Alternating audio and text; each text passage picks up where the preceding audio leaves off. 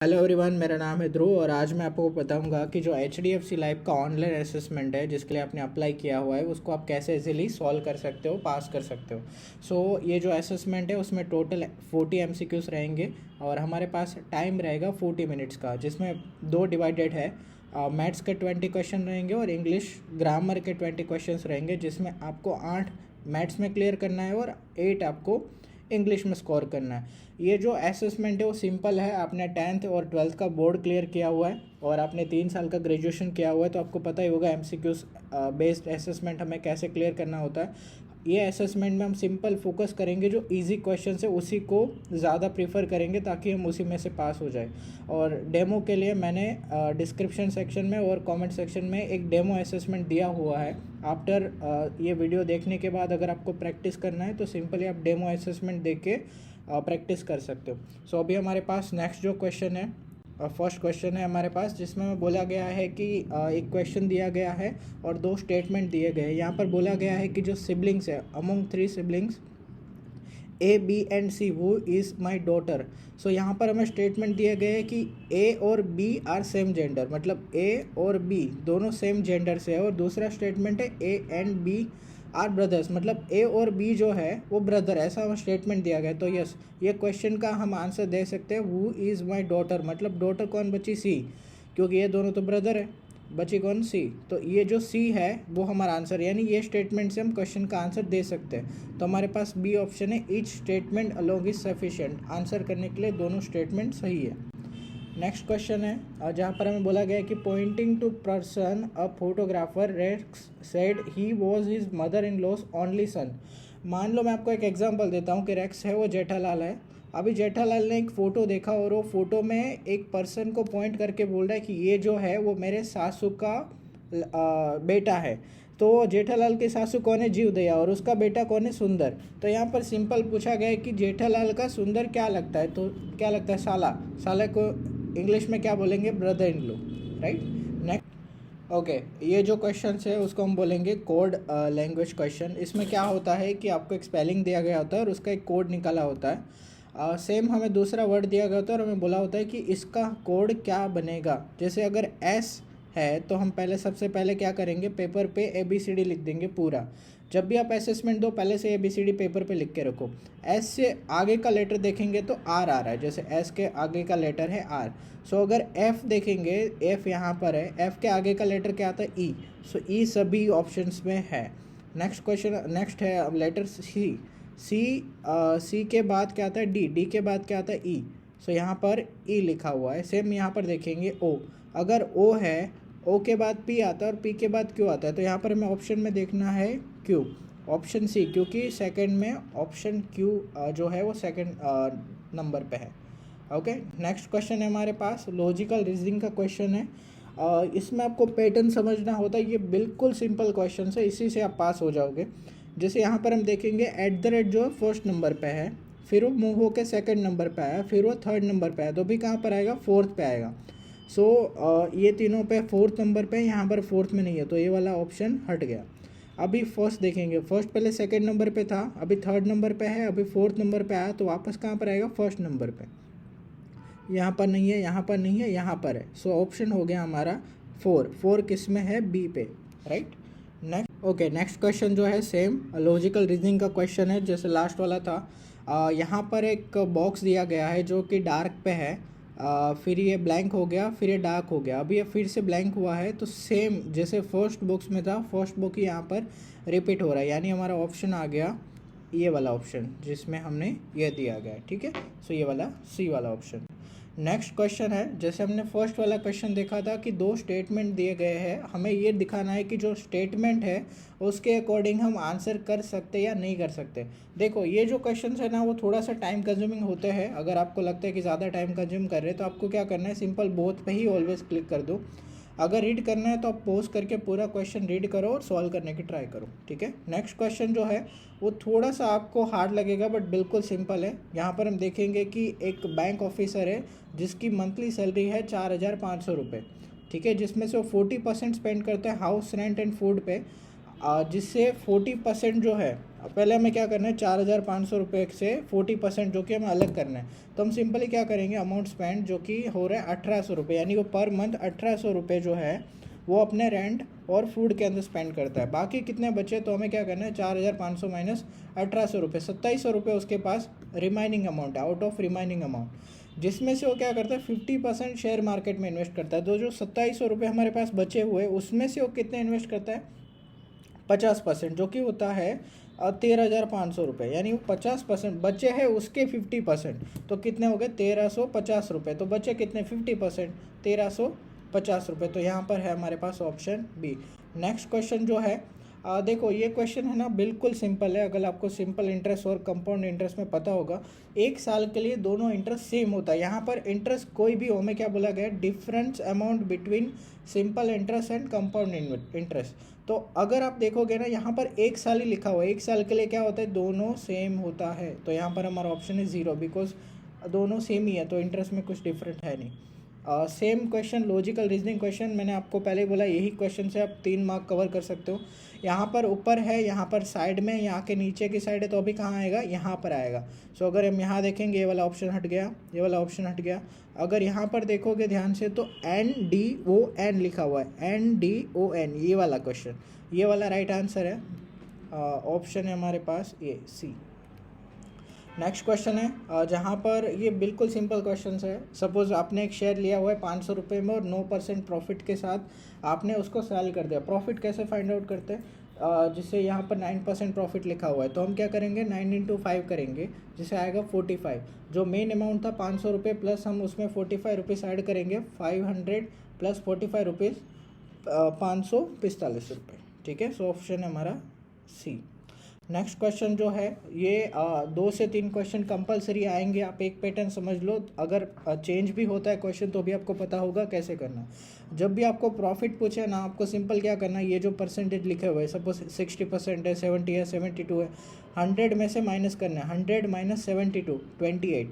अभी प्रॉफिट क्या होता है 28, जो हमारा हमने निकाला हुआ है 28 divide by main amount 72 into 100, यानी 38.88 आएगा, जो कि ये है। सेम अगर यहाँ पर लॉस वाला क्वेश्चन पूछते हैं ना, तो फिर तो कोई दिक्कत ही नहीं है, 100 माइनस 72 करो 28, लॉस वाले क्वेश्चन पे, ये प्रॉफिट वाला क्वेश्चन है। ठीक है, नेक्स्ट क्वेश्चन है हमारे पास जिसमें हमें प्रॉफिट परसेंटेज फाइंड आउट करना है। अगर मान लो कि हमने कोई स्कूटर लिया हुआ है $K में और हम उसको परचेस प्राइस से इक्वल 80% प्राइस पे सेल करते हैं, तो हमने कितना प्रॉफिट किया होगा। अभी देखो 100 का अगर हम 80 करेंगे ना, तो कितना परसेंटेज निकलता है 4 डिवाइड बाई 5 इंटू SP। अगर आप जो है 80% करोगे तो कितना होता है 25, राइट। 100 का 4th पार्ट होता है 25%, तो यहाँ पर जो है ऑप्शन आ गया 25%। नेक्स्ट क्वेश्चन है, ये बिल्कुल सिंपल क्वेश्चन है, ये भी आपको 2 मार्क देगा। मैं बता रहा हूँ कैसे। देखो यहाँ पर सबसे पहले क्या करना है, आपको जो चार्ट है उसको एनालाइज करना है और उसके नीचे क्वेश्चन दिया होगा। जैसे मान लो यहाँ पर लिखा हुआ है कि जो है हमारे पास value of market share price है वो है 50 million. The find market share of bank B, bank B कहाँ लिखा है 30%। सो 50 के 30% कितने होते हैं, हमें सिंपल क्या करना है 3 इंटू 5 करना है, 15 हो गए हमारे 15 मिलियन, राइट। मैं एक एग्जांपल देता हूँ, ये शॉर्टकट की है। अगर आपको कोई भी परसेंटेज निकालना हो ना, तो 5 इंटू 3 कर तो 15 आ जाएगा। जैसे अगर मान लो 90 के आपको 20% निकाले, 9 इंटू 2 कर दो 18 आ गए, राइट। नेक्स्ट क्वेश्चन है हमारे पास ये वाला, जिसमें सेम ग्राफ दिया हुआ है। हमें बोला गया है कि bank D and bank B का कितना रेशियो है। बैंक डी कितना है 25, यहाँ रहा बैंक डी। बैंक बी कितना है 15%, तो जो पहले लिखा हुआ है उसको ऊपर लिखेंगे और नीचे वाला 15 हम लिख दिए।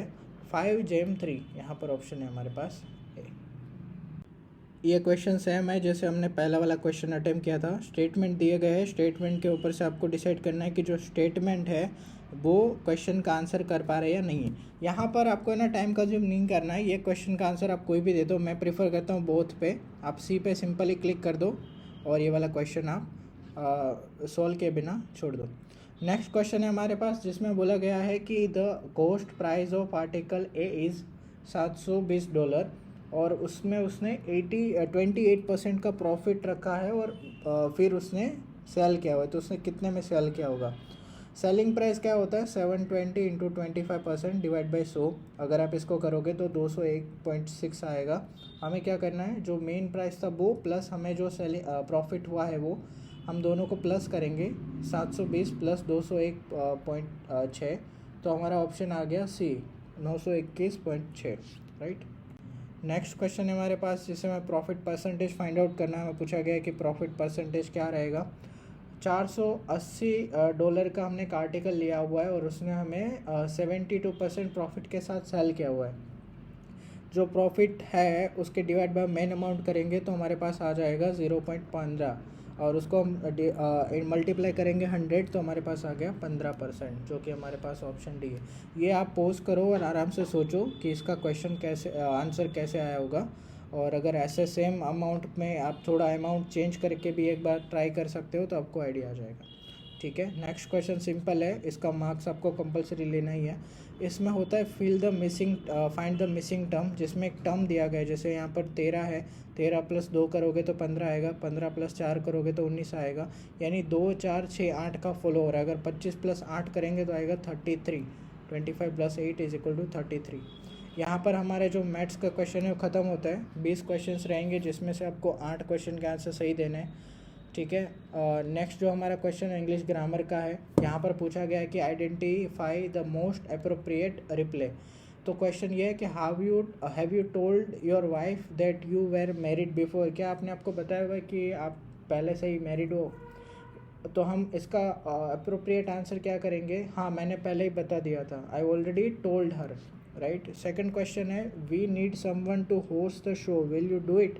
मोस्ट अप्रोप्रिएट आंसर क्या होता है कि आपको पॉजिटिव वे में रिप्लाई देना है। सो आप यहाँ पर क्या करोगे, अगर आपको बोलेगा कि हम ऐसा बंदा ढूंढ रहे जो शो को होस्ट कर सके, क्या आप करोगे, तो आप क्या बोलोगे, हाँ मुझे करते हुए आनंद होगा, I would plan to do it. ये क्वेश्चन सेम है, थोड़ा सा हार्ड है, हम इसको छोड़ देंगे। आप कोई भी सिमिलर आपको जो दो लग रहा है, जैसे ये वाला सिमिलर है, ये वाला आंसर दे दो, कोई भी आंसर दे दो, इसको आंसर देके नेक्स्ट क्वेश्चन पे चले जाओ। ये जो क्वेश्चन है ना, उसमें क्या होता है कि आपको जो एरर है, जैसे ये 4 लाइन दी गई है, सेंटेंस है, उसमें से आपको एरर फाइंड आउट करना है। तो हम क्या करेंगे, पूरा सेंटेंस एक बनाएंगे। It will be interesting to see how this place turns out in the long term. आपने कई वीडियोस देखे होंगे यूट्यूब में जिसमें क्या होता है कि कोई चीज़ें वो धीरे धीरे चेंज होती रहती है इन्वायरमेंट में, तो ये एक साथ नहीं उगती, टर्न्स होती है, मतलब डे बाय डे चेंज होती है। तो यहाँ पर ये वाले वर्ड में मिसिंग है, यहाँ पर एस आएगा, टर्न्स, राइट। तो ऑप्शन है हमारे पास ए। नेक्स्ट क्वेश्चन है जिसमें फिल इन द ब्लैंक, ऐसे 6 क्वेश्चन आएंगे फिल इन द ब्लैंक वाले। ये आपको 6 के 6 आ गए ना, तो मतलब इसी से आप क्लियर होकर जाओगे assessment. I appreciate the loyalty people have toward this country. यहाँ पर जो है मैं बोला गया कि जो देश के लिए वफादार है, वैसे पीपल को मैं अप्रिशिएट करता हूँ। नेक्स्ट क्वेश्चन है my uncle tied rope to the, फिर फिल इन द ब्लैंक है branches of the tree and fix a swing of them. मेरे चाचा ने पेड़ की मजबूत शाखा में रस्सियों बांध दी और उन पर एक झूला लगा दिया। तो अगर हम हिंदी में ट्रांसलेट करेंगे तो क्या आएगा कि मेरे जो अंकल है उसने रोप पे मजबूत से बांधा है ताकि वो वहाँ पर झूला लगा सके, राइट। तो हमारे पास है बी स्टडी। नेक्स्ट क्वेश्चन है जिसमें मैं इनडायरेक्ट स्पीच में क्या होता है कि जो सेंटेंस बोला गया है उसको इनडायरेक्ट में कन्वर्ट करना है। She said to him I expect you to clean the dishes. वो एक्सपेक्ट कर रही थी कि वो जो डिशेस है वो क्लीन कर देगी, तो उसको हम इनडायरेक्ट कैसे करेंगे, she told him that she expected, क्योंकि ये जो है पास्ट टेंस में होता है ऑलवेज इनडायरेक्ट स्पीच। तो यहाँ पर क्या expected him to clean that, ज़्यादा कुछ नहीं करना है, खाली एक्सपेक्टेड जो पास्ट टेंस है ना वही लगाना है, हैड वगैरह कुछ नहीं लगाना। नेक्स्ट क्वेश्चन है क्लोजेस्ट मीनिंग। ऐसे वाले 3 से 4 क्वेश्चन आते हैं। यहाँ पर एक एग्जांपल दिया है कि कॉन्ट्रास्ट क्या होता है, जैसे आपने कोई मॉनिटर या डिस्प्ले में होता है कि जो ब्राइटनेस है या कुछ भी है, तो उसको कॉन्ट्रास्ट को क्या बोलते हैं, डिस्प्ले, यानी कैसा दिखेगा व्यू, राइट, डिस्प्ले। ये क्वेश्चन सिमिलर है, आप छोड़ दो ये क्वेश्चन में कोई भी आंसर दे दो जिसमें आपको दोनों में सिमिलर लगा है। जैसे मान लो मुझे ये वाला आंसर सिमिलर लग रहा है, आप क्वेश्चन का आंसर दे के छोड़ दो। ये जो है पैसिव वॉइस है एक क्वेश्चन, ये कंपलसरी मोस्टली यही क्वेश्चन आता है। तो यहाँ पर क्या होता है कि जो लाइक लास्ट में जो पर्सन है उसको हम आगे ले लेंगे। जैसे यहाँ पर लिखा है the injured lady was being help by 2 boys.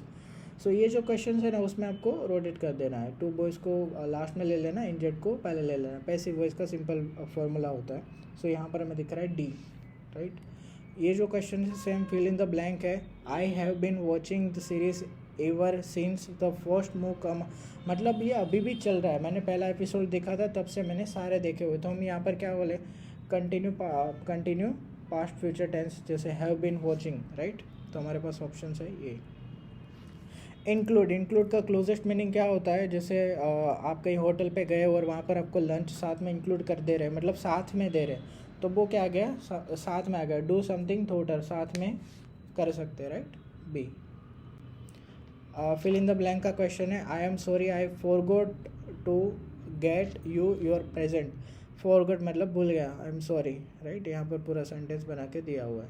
Next question है this might be hard to explain, मुझे ये एक्सप्लेन करने में थोड़ा सा टफ लग रहा है। This is might be hard to explain. Revolve, अगर आप कोई मूवी देखोगे तो उसमें क्या होता है, एक चीज़ होता है जिसके अराउंड स्टोरी घूमती है, घूमने को क्या बोलते हैं, रिवॉल्विंग, राइट। तो यहाँ पर हम टर्न यूज़ करेंगे सिमिलर वर्ड पे। नेक्स्ट क्वेश्चन है what is the purpose behind you visit the accountant, मतलब आपका क्या मोटिव, पर्पज़ था, रीज़न क्या था जिसके लिए आपने ये अकाउंटेंट टीम को विज़िट किया था। सेम है, यहाँ पर हमें बोला गया है कि अगर हमें ये चेंज करना है तो हम कैसे करेंगे, मतलब इसके जगह पर अंडरलाइन की जगह पर आपको बेस्ट सूटेड रिप्लेस करना है। तो हम क्या करेंगे, यहाँ पर कोच है, कोच को हम ऑर्डर नहीं दे सकते, यहाँ पर हम क्या करेंगे, आस्क लिखेंगे कि still ask his coach to drill again, right, ये ऑप्शन।